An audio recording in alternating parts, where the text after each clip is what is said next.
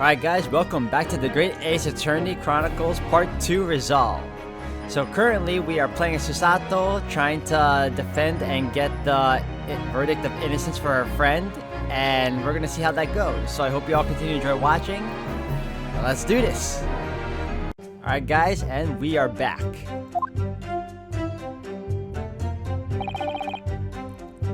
Okay, so if I remember correctly, we were trying to go through Hosonaga and Natsume's what do you call witness testimony.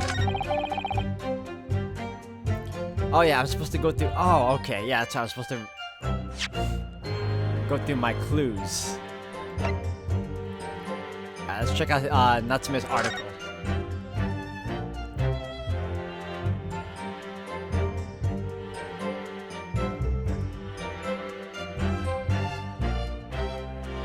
Alright, seems... Oh, that's how she looks. Okay, that's funny. Raucous England attorneys tell all. This is the interview with you and Saseki-san, is it, father? It looks as though it was quite an exchange. Yes, he became a little over-animated when he was talking about his time in England. The photographer managed to capture the moment his hand karate chopped me in the neck. I do hope you weren't hurt. Alright, let's turn it over. This is the newspaper from Saseki-san. There seems to be an important article on the back page as well. Exclusive, deadly poison stolen from Yume Medical Research Laboratory. From Yume Medical Research... Father, isn't that your lab? What the... Let me see that. The poison's been stolen. It's this morning's paper that Saseki-san gave us. Are you saying you didn't know? As embarrassing as that is for the head of the laboratory, I didn't. I've not heard any such thing. Where on earth could the reporter have gleaned his information? Come to think of it, there was no article mentioning this story in our paper this morning, was there? It's a highly toxic poison we've been working on in the strictest confidence. I put Ray in charge of the project. Ray, she was managing it. If what's written here is true, it means that she tried to hide that death from me. And moreover, the details were leaked somehow. I don't believe it.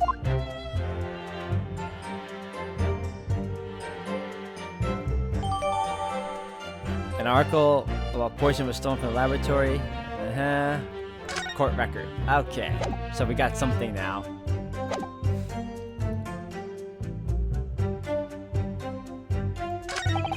In other words, there's no good reason why the defendant would have tried to pull a knife from the victim. Alright, so I was right the first time. I'm gonna now present... Wait. Poison article. Objection! No, there is one possibility. One very good reason why the defendant might have decided to withdraw the knife from the victim's wound. What? Ha! The Yoko not only has a poor grasp of the law, but is also a poor loser. Tell us then, what possibility do you think you've identified? It's here, in this newspaper article. An article about a deadly poison having been stolen from a laboratory at the Imperial Yume unit. Objection! The victim perished from a stab wound. Poison has no relevance in this case. But, Prosecutor Aochi, you will not let the defense speak. Oh, you will let the defense speak. But a newspaper article, the court cannot rely on the kind of hearsay whose wretched publications carry. Counsel for the defense, I am going to need some tangible basis for your claim. You will indicate to the court precisely what part of the newspaper article mentioned affirms your assertion. Yeah, Your Excellency. Yes, of course. Thank you. Ray would never have done something to further endanger Miss Brett's life without just cause. The reason why the defendant pulled the knife from the victim's body is explained in the article where it says, deadly tiny quantities.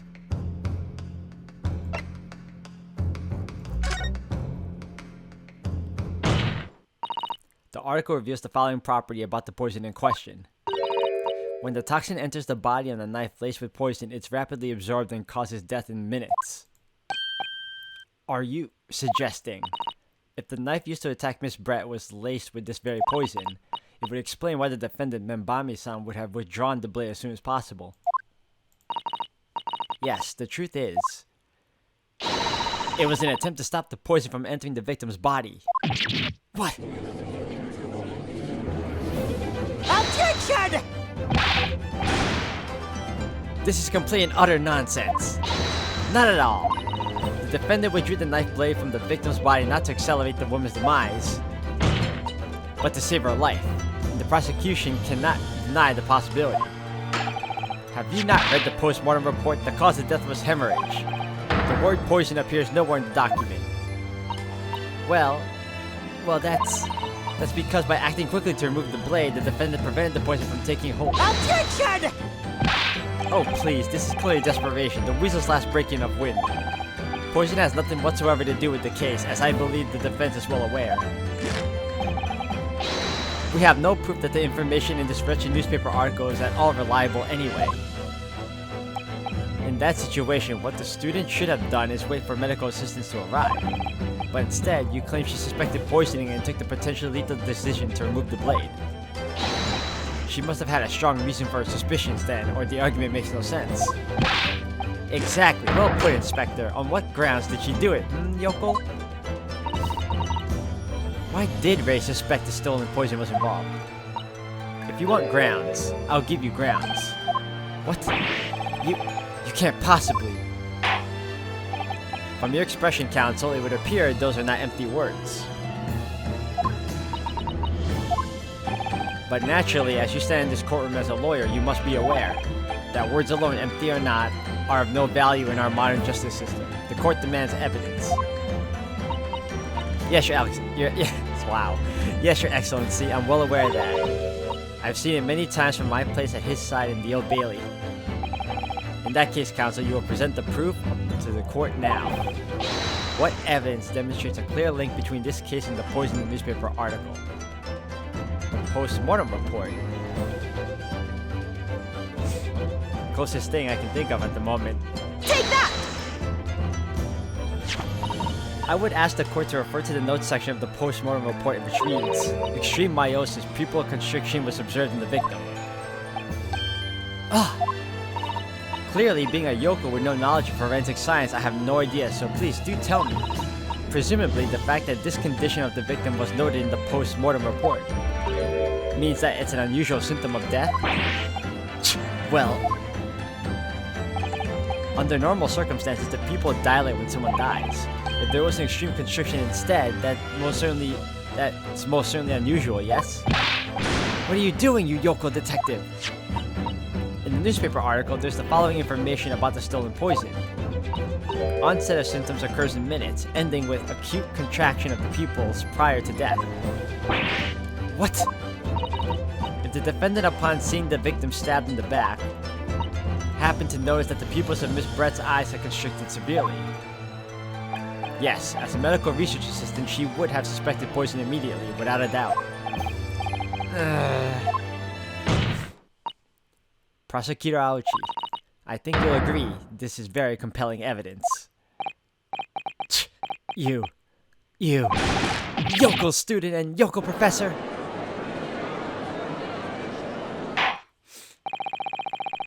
I believe the defense has expertly demonstrated a credible reason for the defendant's actions. No. Yujin Mikotoba. Yes, Your Excellency. I believe you are best placed here to confirm or deny the veracity of the defense counsel argument. You will tell the court the truth about the details reported in this newspaper, please. It pains me to have to admit it, but I'm afraid I don't know. You don't know? The toxin was kept under lock and key in my laboratory, certainly, but I was unaware of any theft. Do you mean to tell the court that the reports of this theft are unfounded? No, Your Excellency. Without returning to the laboratory to investigate myself, I couldn't say. Ha! Listen to the bumbling academic. Unaware of the theft of secret state research from his own workplace until he reads of it in the newspaper? Oh, I missed that one. Hold on. Check the history. I take full responsibility for the incompetence of my supervision. Father. Pitiful situation for a university professor. You should have had more control over your students rather than allowing them off on a killing sprees. That's totally unfound.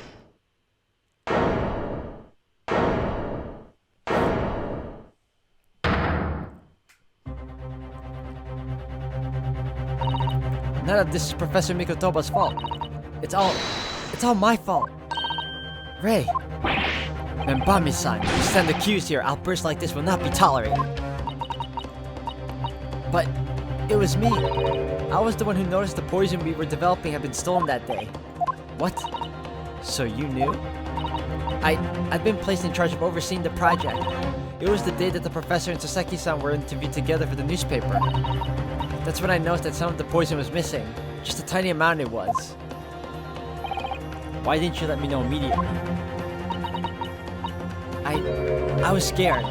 The whole project was supposed to be confidential, but some of the toxin had somehow been taken. So I decided I'd try to get it back before anyone else found out. Because I had a very good idea of who the thief was. The thief? You don't mean... Yes, of course. It was that dainty English woman. Miss Giselle Brett? That's why I decided to join the little group of people going to the seaside. Inside the beach hut, I confronted Miss Brett. But she just sat on a stool at the back of the hut, smiling sweetly at me as if she knew she was untouchable. I know it was you who stole that poison. Well now, whatever do you mean? And then, she suddenly got to her feet, before falling to her knees in front of me, and then collapsing on the floor. That's when I saw the knife in her back. I couldn't understand what just happened. And then, a moment later, I was seized with fear. The pupils of her eyes they'd shrunk to tiny pinpoints. I don't believe it. In other words, you realized that the victim was suffering the effects of the stolen poison. My mind started racing. I hadn't seen anything past Miss Brett's lips whilst I'd been with her.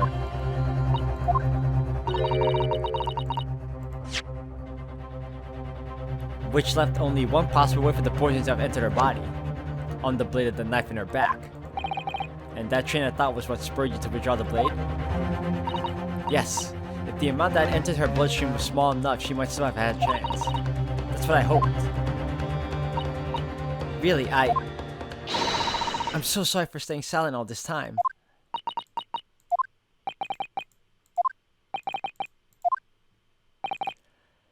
Your attempt to hide the truth of what happened is not something that can be overlooked. However, I have duly noted the courage with which you confess in the end. Thank you, Your Excellency.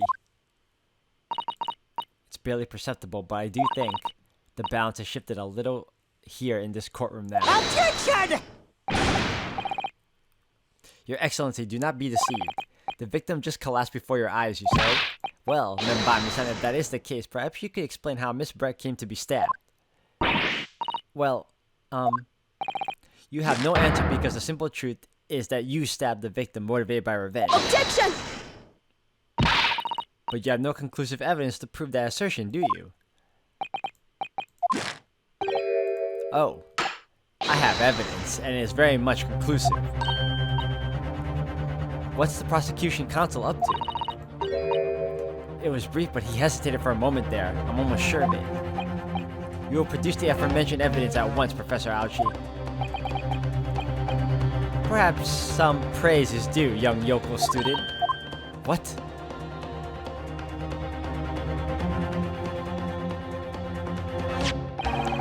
I had imagined there would be no need for me to submit this evidence.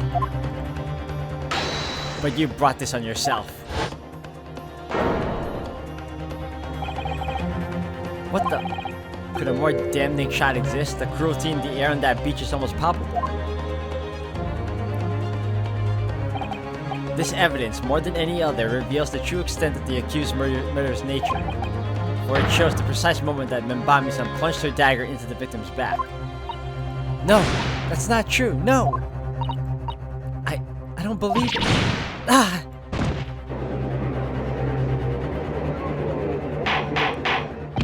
You know, that picture could have also been of her trying to pull the knife out of the back, rather than into the back. Counsel for the defense, was it you who was responsible for the shrill scream that just pierced my courtroom? Perhaps his voice is yet to break. These yokels are slow of mind and slow to mature. I'll show you who's slow to mature. Careful now, Susato's starting to show her face here. It is often said that a picture is worth 1,000 words, and here we have ample proof. I can't believe she had a photograph like that up his sleeve. Oh, he had. It's such a stark image, I'm genuinely lost for words. Wait a minute, I don't understand. How did you... I mean, who took that photograph? Ray. Objection! That's of no importance here. Stop trying to divert attention. Oh, Objection! that's an absurd thing to say. It's crucially important. Whoever took this photographic print was a witness to Miss Brett's death. The court must be allowed to hear this person's testimony. Ah! I will uphold the defense's demand. The prosecution will reveal the identity of the person responsible for taking this photograph at once. Well, I'm afraid I can't do that. Pardon? You see, this print arrived at the Imperial Police Bureau headquarters by express post yesterday, but there was nothing to indicate the sender's name or address. The provenance of the print is unknown. Goodness. Are we to understand then, counsel, that in full knowledge of the fact that this photograph has the murkiest of origins, you nevertheless believe it fit for submission as evidence in the Supreme Court? When you first produced that print before, I noticed that you hesitated for a brief moment, because you knew that it wasn't completely reliable evidence, didn't you? Silence, you yokel student blabbering professor. What matters is the blatant truth that this print so eloquently expresses. But the defendant has already admitted to pulling the blade from the room. Clearly, this isn't the moment that the knife was plunged into the victim's back, but the moment it was withdrawn. Don't waste this court's time with your ramblings. Indeed, without knowledge of who produced this print, we have no means of verifying the claim. And the scene it captures is without doubt the most compelling evidence presented to the court. If the defense is unable to shed any further light on the matter, I believe the conclusion is clear. Oh no. Susato, this is the time for you to fight. If what you established so far is true, then there can be no doubt.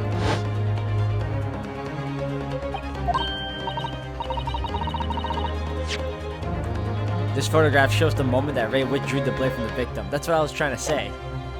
Yes, we just need to prove that somehow. You'll have plenty of time to rue your defeat on the slow train back to the provinces. And to rue the day you came up against Takesachi... Oh wow, I cannot pronounce today, guys. Taketsuchi Aoji in a court of law. If I can't determine who took this photograph, then the trial is going to come to an end. There must be a clue somewhere. There must be some way of working out who took it.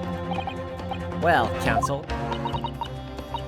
Your Excellency. The burning question is who took that photograph, and the truth is...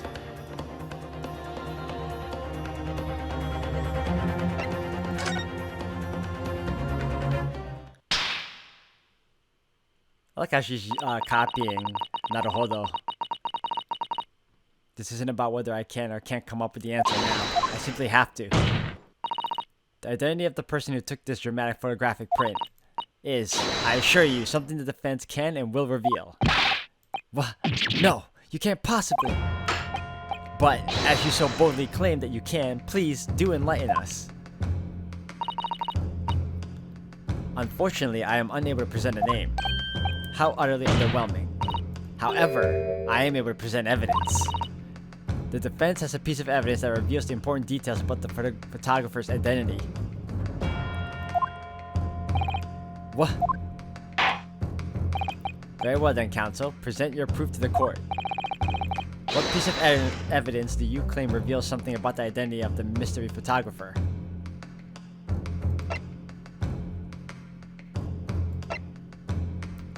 Yeah, it's this guy. Take that! What is that? The newspaper again? Ruckus England returnees tell all. It's not the headline that's relevant here, Your Excellency. It's the photograph. If you look at it closely, you'll notice that there are some white lines on the right-hand side. Ah, yes indeed, they had already caught my eye as it happens. Ha, what of it? A shadow of some kind, presumably? From the branches of a tree or the like?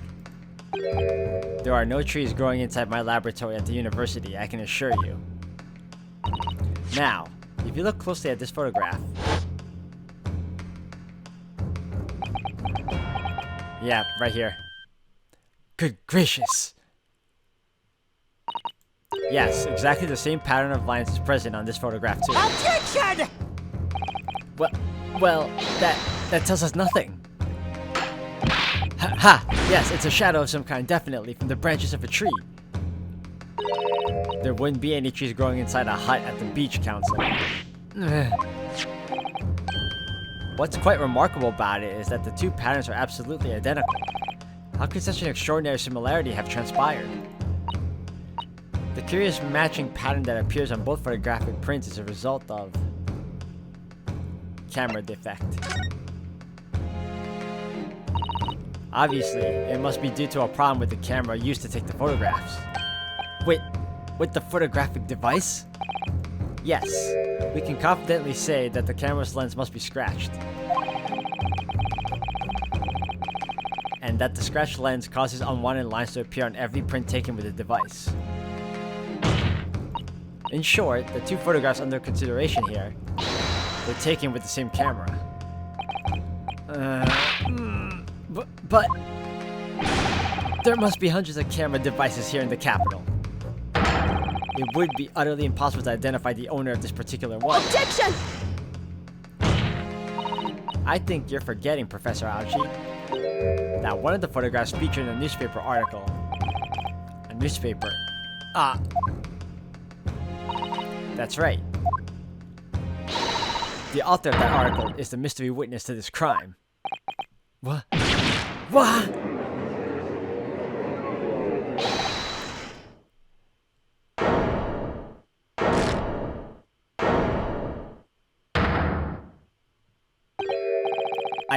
I see why you were called the Ruckus England returnee. What are you yelling about? You've already testified. It's many memo, I tell you. Many memo! Memo! Soseki-san? What was that? Did you say many memo? Ever since I returned to Japan, a reporter from the Shoyu News has been hounding me, following my every move. A reporter by the name of Raiten Many Memo. Yes, hounding me from the dawn till dusk. Ah, now that he mentions it.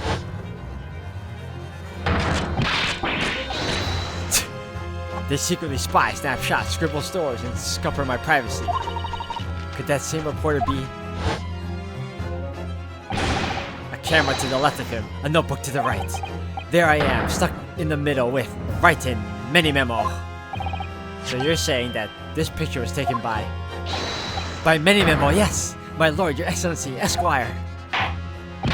Officer, find this newspaper reporter at once and bring him to my courtroom. We will adjourn for a short recess in the meantime.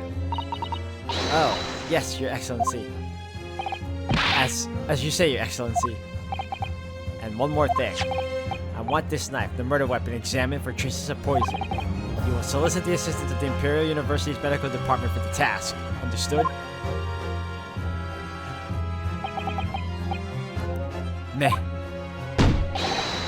Many memo.